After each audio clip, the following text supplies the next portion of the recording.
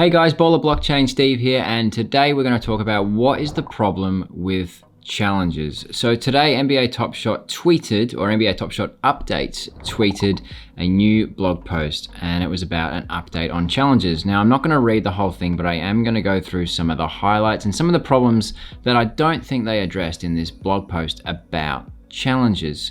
So it started with an update on challenges. What's up, community? We all know there's been some questions and concerns about challenges. Mainly we're like, why we got 5 all-star challenges and why they're taking so long and why they're overlapping. A lot of people have had a lot to say. So they've gone on to say, we initially created challenges to reward the individuals in our community who set out to build robust collections. There they go, saying that word collection again. They love throwing that in there because that's what they want. What better way to do this than with special moments that were never sold in packs? If we can set aside an appealing reward without compromising the set that we build itself, we build out a challenge that gives avid collectors something worthwhile to chase without stealing the thunder of the main sets. Okay, why join challenges, they ask.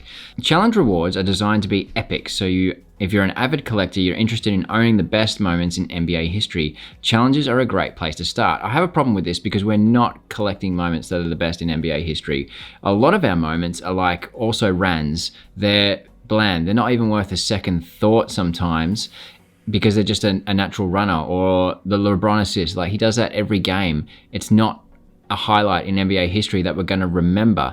But some of them are, like, let's just say the no-look 3. All right, if the Lakers win the title, that'll be in their title DVD in the regular season section, 100%.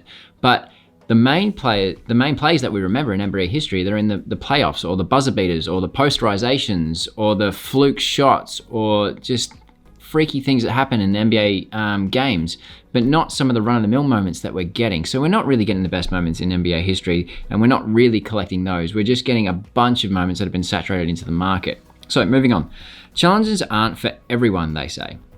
Having more challenges with a variety of levels of accessibility means collectors have more choices about which ones they'll participate in and which ones they will skip. Okay, yep, fair enough. I'm not sure if we have clearly tiered challenges though. We have clearly tiered moments, common, rare, legendary, all that sort of stuff. I'm not sure they're clearly tiered challenges. Now the Mike Conley challenge is meant to be the lowest of the low, but the problem with that is they've got common moments to get Mike Conley, but those common moments are only 34% owned and distributed right now, which means they're controlling the scarcity, which means those prices are inflated. So as soon as those challenges are completed, they're useless and those prices are going to go straight back down. So you won't be able to resell them and recoup after the challenge. And then they're going to distribute the rest as well. And then they're going to saturate the market with those moments that you needed to get Mike Conley. So they're controlling the supply and the demand. And I'm not sure that this is really creating a system where the tiers are from entry level to high-end investor. Just my thought. Most challenges, they go on to say, are tied to the release of new limited edition moments. Due to the marketplace issues related to an influx in demand, we started to run challenges over longer periods of time. A lot of people had a bug about this, challenges going for too long. This led to several challenges overlapping.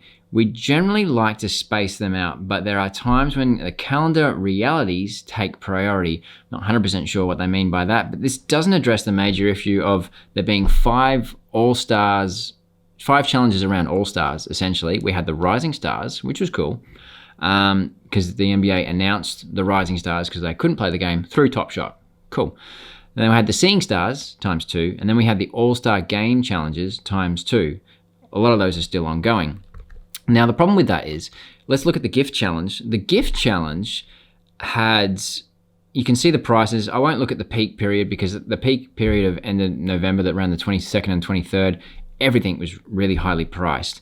But to complete the challenge almost at its lowest towards the end when we had a lot of users, you were looking at around $2,500. And then as soon as the challenge was over, those moments lost their usefulness and they dropped a huge amount in value. And this is the Derrick Rose that you got, which was worth at its peak $776. So again, that itself dictates that you're encouraging them to sell it at their highest value, not keep them, because by keeping them, you're losing money.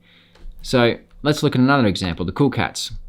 I won't look at the peak period again. Let's just say at the very end there, Unless you're an early adopter and you could get it for under $2,000, at the very end there, you'd have to spend about $3,225 to when the challenge ended to get Anthony Davis, which was worth about $1,265 at his peak. It's a lot cheaper now.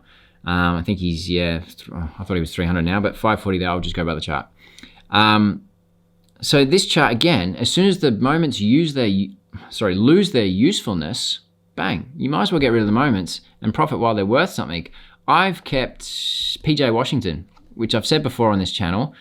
I've still got him. He was worth hundreds and now he's worth $50. I should have sold him.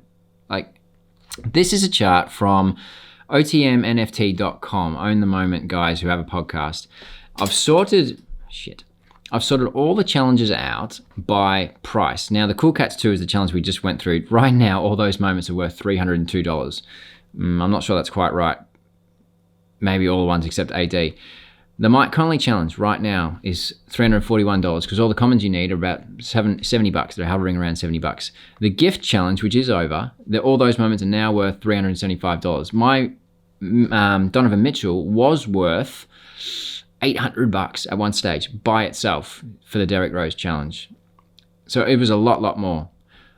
And then you go down and down and down, and the All-Star game, you need thousands of dollars to finish that challenge. The Rising Stars, you need even more, almost $5,000, I think it's less than that now, $4,000 and something dollars to finish that challenge. So it's a lot higher level investment.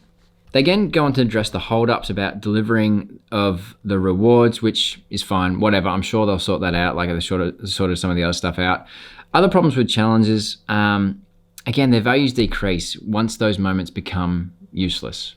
That's the problem. They're controlling the supply, and once those moments and that supply is lost its usefulness, it's lost its value as well. Period.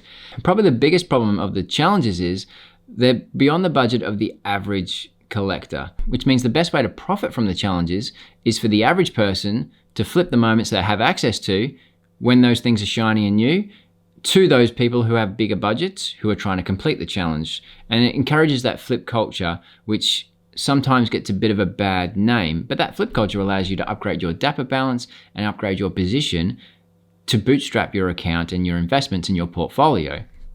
But while the commons in the Mike Conley challenge, for example, are only 34% owned, they are going to drive that scarcity for that challenge and therefore the price.